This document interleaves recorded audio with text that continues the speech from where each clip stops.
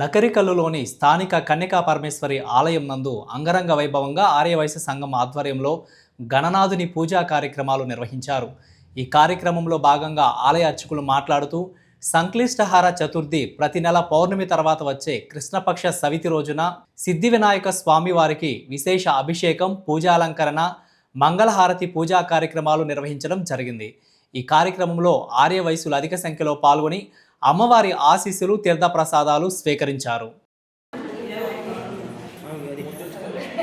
ఈరోజు సంకష్టహర చతుర్థి సందర్భంగా సిద్ధి వినాయక స్వామివారికి విశేష అభిషేక ద్రవ్యములు, అభిషేక కార్యక్రమము, తదుపరి అష్టోత్తరము, తదుపరి మంగళహారతి నిర్వహించడం జరిగినది. ప్రతి సంకష్టహర చతుర్థి స్వామివారికి విశేషంగా జరుగుతున్నది. ప్రతి కోరికలు స్వామివారు నెరవేరుస్తారని భక్తుల నమ్మకము. ఓం గం గణపతి నమః. కన్యకా పరమేశ్వర అమ్మవారి దేవస్థానం నకిరికల్లు.